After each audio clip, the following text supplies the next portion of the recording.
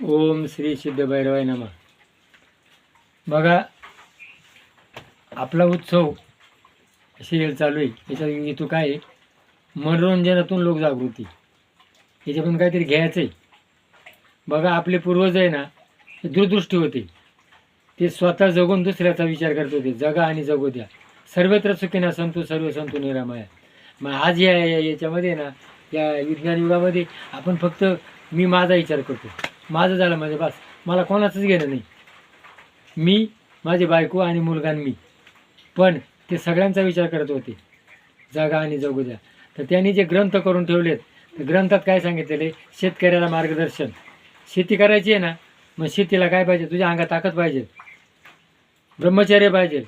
ताकद अंगात असली तर तू शेतीत काम करणार आहे, नाही तर काय करणार आहे? डोंबलं. आणि मग तू काय कर? दही, दूध, लोणी, तूप. गाई पाळ. कृष्णानं गाय पाळल्या. गोपाळांना दे दुधाच्या चोऱ्या केल्या, लोणी केलं. शरीर पुष्ट होण्याकरता दूध हे पूर्ण अन्न आहे. आज आपण जे अन्न खातोय ते सगळं केमिकल अन्न आहे.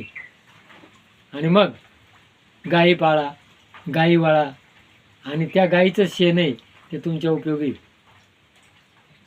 आणि मग नवनाथामध्ये मच्छिंद्रनाथ, गोरक्षनाथ, मच्छिंद्राशीचं गोरक्ष. त्या बाईला त्यानं भस्माची मुठी दिली होती मुलगा होण्याकरता. तिनं ती राखात टाकली, उकारड्यात टाकली, आणि तिथं मुलगा जन्माला आला. गोरक्ष म्हणजे गाईच्या अंगात सुद्धा ताकद आहे. पूर्वी जर सांधेवात काही अपंग मुलगा असला तर शेणखताच्या उष्णता जी आहे ना, तर गोबर गॅस बनवला शासनानं. गाईच्या शेणाच्या वाफेतून इंधन तयार होते. आणि ते जे उरलेलं खत आहे ते खत शेतीला उपयोगी. शेतीला तुम्ही नुसतं केमिकल खत घातलं, शेती बिनकामातून जाते. आणि शेणखत आणि ते एकत्र केलं, शेतीचं उत्पन्न वाढतं, आरोग्याला बघत आहे. म्हणून गोरक्षनाथ. आणि मग जालिंदरनाथ काय करायचा? गवत कापायचं आणि गायीला घालायचं. त्याला काय गरज होती का? पण गायी सांभाळा, गायीचं गोरक्षण करा म्हणून तो गायींना वैरण घालायचा. त्याचा ते डोक्यावर बारा आधी चालायचा, कारण तो जालिंदरनाथ होता. वारावारच्यावर धुवून घ्यायचा आणि तो गायींना घालायचा. आणि कुठं राहायचा? उखरड्यावर राहायचा. म्हणजे उखरड्याच्या अंगात अग्निशक्ती ही त्याने दाखवून दिली. आणि त्याला मैनावती तिच्या मुलांना त्याला पुरलं होतं 12 वर्ष गोपीचंद राजाने. आणि मग याच्यामध्ये शेणखतात अग्नी आहे, वीट आहे, आणि ती वीट तुमच्या शेतीला मिळेल. शेतीचं पीक तुमचं द्वारात येईल. म्हणजे नवनाथ ते दाखवलं, हरिवचे ते दाखवलं. आणि म्हणून पूर्वजांनी आपल्याला गाई वाळा, गाई सांभाळा म्हणून आपले पूर्वज पहिलं गाईला घास काढायचे, कुत्र्याला काढायचे, कावळ्याला काढायचे, मुंग्यांना घालायचे. प्राण्यावर दया करा. आज आपण भूतदया आज राहिलीच नाही. माणसावर दया नाही तर प्राण्यावर दया कोण करू राहिले? माणूस माणसाचा विचार करून राहिला. आजचा माणूस कोण बनला? पशु बनलाय. पशुची उपमा द्यायला आज वाटते. पशु ती काय पाप पुण्य जाणती. पशुसुद्धा त्यांच्या नियमानं वागतात. माणूस नियमबाह्य वागू लागलाय आजच्या याच्यामध्ये.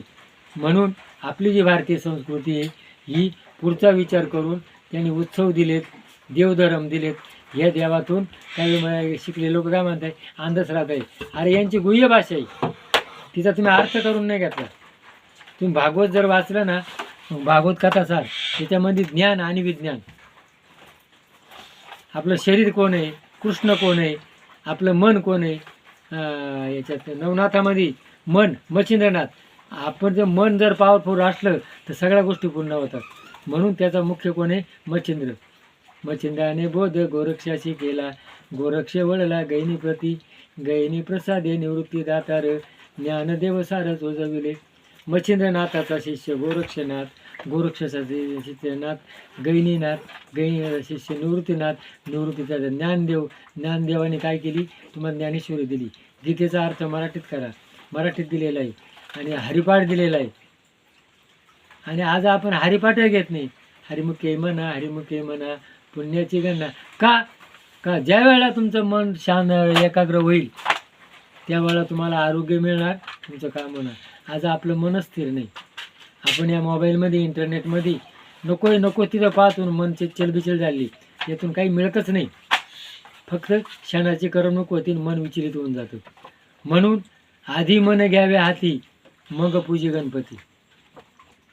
तर हरिविजयामध्ये यशोदेने काय केलं, या गवळणीने काहीतरी देवाची तपश्चर्या केली, मला मुलगा व्हावा, मला मुलगा झाला, म्हणजे गवळणींच्या आशीर्वादाने मला मुलगा झाला. मग गवळणीला काहीतरी दान द्यायला पाहिजे.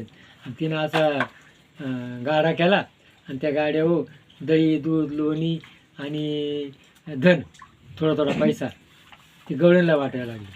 पण त्या वाटायच्या ना कृष्ण त्या गाडीवर झोपेला होता. कृष्णाचं लक्षच, कृष्णाकडे तिचं लक्ष नव्हतं. पण शक्टासूर नावाचा राक्षस कृष्णाला मारायला आला, आणि कृष्णानं काय केलं, तो गाडा पलटा केला आणि तो शक्टासुराचा नाश केला. म्हणजे आपल्या शरीराला, आपल्या भक्ती करता, आपल्या एकाग्र करता हे 6 विकार आहे. काम, क्रोध, लोभ, मन, मत्सर, अहंकार. हे कशात आहे? प्रपंचात आहे. ज्यावेळेला आपण प्रपंचात असतो ना, त्यावेळेला हे 6 विकार आपल्याला देवाकडे जाऊन देते नाही.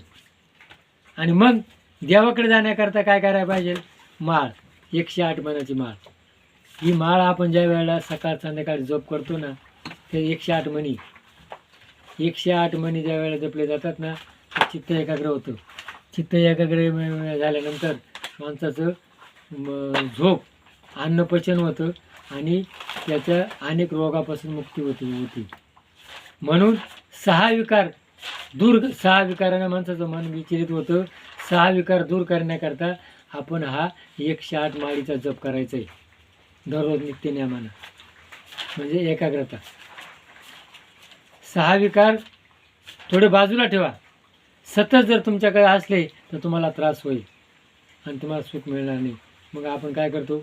आत्महत्या करतो, टेन्शन होतो, BP होतो, आणि अनेक विकार होतात. म्हणून एकाग्रता साधण्याकरता माळीचा जप दिलेला आहे, गोपालन दिलेलं आहे. प्राणीवदया करा, जगा आणि जगू द्या. आईबाप, देव कुठे? तुझ्या हात आहे. सर्वोच्चच्या अनुचरणी वाटता, भगवंत तुझ्या हृदयात आहे. गीतेत सांगितलेले. आणि गीतेत कोणते? कर्म कर. आज आपला फुकट पाहिजे, काम नको. म्हणून कर्म करा. भगवंत तुझ्याबरोबर आहे. सुख आहे, सुख दुःखाला तोंड देण्याकरता भगवंता मला शक्ती दे, हे देवाला मागायचे. दुःख आलेला येऊ दे, पण त्या दुःखाला पेलण्याकरता माझ्या अंगात शक्ती येण्याकरता मला एकाग्रतेची गरज आहे. आणि म्हणून मी एकाग्र होईल, चिंतन करील. देव माझ्या हृदयात आहे, देव आईबापात आहे, देव निसर्गात आहे, अग्नी, हवा, वारा, पाणी, प्राणी मात्रात आहे, अन्नात देव आहे. देव हा सर्व ठिकाणी भरलेला आहे. म्हणून सर्वभूती राम दिया दे एक, सूर्यप्रकाश कैशेच मी, भगवंत सगळ्या ठिकाणी आहे. पण आपण कुठंतरी अंधश्रद्धा करतो आणि कुठंतरी दगडाच्या देवाच्या पाया पडतो. म्हणून तुकाराम महाराज म्हणले, गेले विसरून खऱ्या देवा. गाडगे बाबा काय म्हणले? मनी नाही भाव देवा मला पाव, देव आशाने पावत नाही रे देव, बाजारचा भाजीपाला नाही रे. देव काय बाजारचा भाजी नाही, रुपया द्यायचा आणि भाजी घ्यायची. देवा तुला मी हे देईल, तुम्हाला ते दे. देवाला फक्त भाव, तन मन धन पाहिजे. आणि देव तुझ्या हात बसलेला आहे. तर त्या आपल्या आत्मिक देवाला स्मरण करा, आपल्या आईबापाची सेवा करा, प्राणी मात्रावर दया करा. भगवंत तुमचं कल्याण केल्यास भैरवनाथ महाराज की जय.